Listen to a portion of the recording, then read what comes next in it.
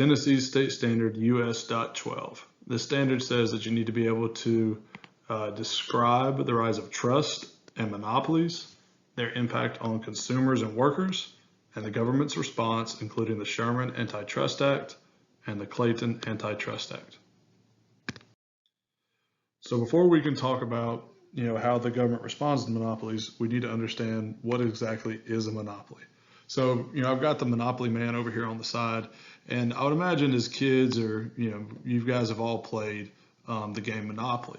Okay, and if you play the game Monopoly, you've probably been frustrated by it because the goal is to be the last one standing with the most money. And to do this, you have to purchase different properties in the game, and then when people land on the different properties, you make money, and it just seems like the game goes on forever.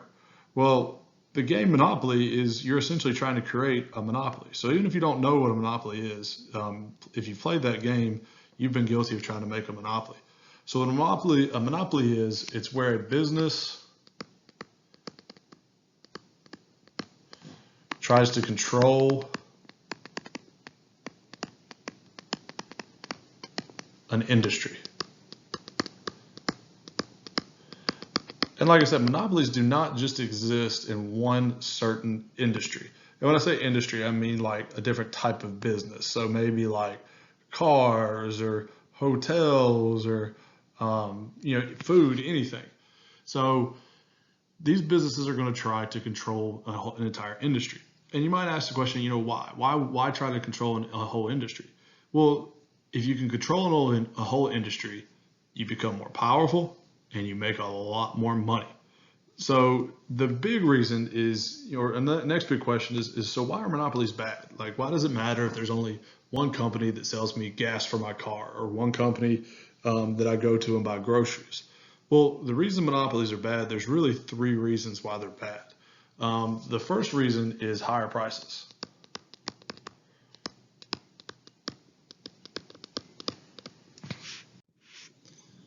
And the reason these businesses have higher prices is because there's no competition. So competition is good because that means companies are going to compete to provide something to us at a lower price. But if there's only one company in control, then that one company can charge whatever it wants to for the product it sells. And if you want the product, you got to pay. The second reason that monopolies are bad, at least back in this time period, is that they usually treat workers pretty bad. Monopolies are usually focused solely on profits. And one way to make profits better is to cut benefits for employees, or maybe to not pay them as much or make them work more hours. So typically, at least back in this time period, your monopolies are going to be a lot tougher, a lot worse when it comes to working conditions. So that's the second one.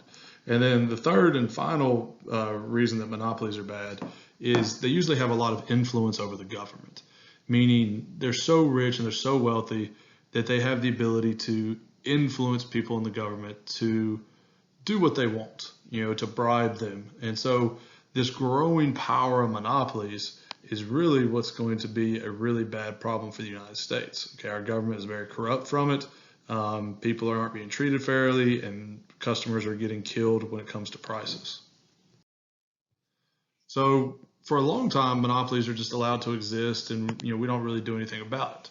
But with the coming of the progressive era, we're going to challenge monopolies. And there's really two presidents that does it. One is the most famous, the other did it as well. Your first president that's going to challenge monopolies is in this cartoon over here, is Teddy Roosevelt. Okay, and this cartoon is Teddy Roosevelt. We're going to talk about what this cartoon means here in a second. So the first way that Teddy Roosevelt is going to fight monopolies is with what's called the Sherman Antitrust Act. So what this act does is I'm going to put down that it allows the government to break up monopolies. So if our government decides that a business is a monopoly, that it's exercising too much control, then our government now has the right, the power to go in and to stop that monopoly. And they would do this by breaking them up and making a bunch of smaller companies. So this cartoon over here has got Teddy Roosevelt, that's him right there in the big hat, all right, with the rifle and the hunting gear.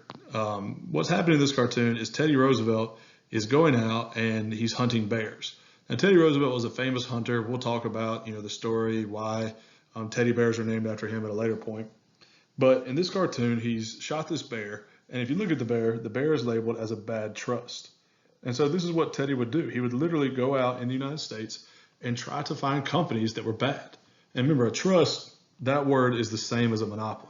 Okay, so anytime we use the word trust, just picture the word monopoly instead. So Teddy Roosevelt would go out, find these bad trusts, and use the Sherman Antitrust Act to get rid of them. Now you see in the cartoon, he's actually got a bear over here that's carrying a sack of bears that he's already killed, and then over here he's got one on a leash. And you can tell this bear over here is just terrified, and it's labeled as a good trust. So Teddy is forcing them to be a good trust. All right, so it just shows you the power that Teddy Roosevelt wielded against these trusts. All right, the last guy who is going to fight monopolies as well is Woodrow Wilson, who's going to be a famous president. He's our president during World War I. We'll talk about him a bunch. But Woodrow Wilson is going to use the Clayton Antitrust. And what this law does is it's pretty much the exact same thing as the Sherman. It allows our government to break up monopolies.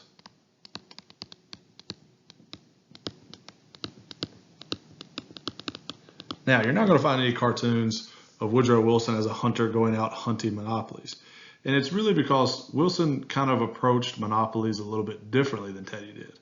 All right, Wilson, he wants to really work with monopolies. Okay, he doesn't want to just go out and get rid of every single monopoly. He wants to try to convince them to change, to kind of become a good company. Let's put down Wilson. Sorry if I can spell Wilson correctly for you. All right, Wilson wants control. All right, Teddy, on the other hand, you can look at this picture and figure it out. He wants to destroy. All right, Teddy says, no, there's no such thing as a good monopoly. Any monopoly or company that has more power in the government is a bad thing. So it's really just kind of a different focus out of these two guys with how they're going to treat these different monopolies that they find.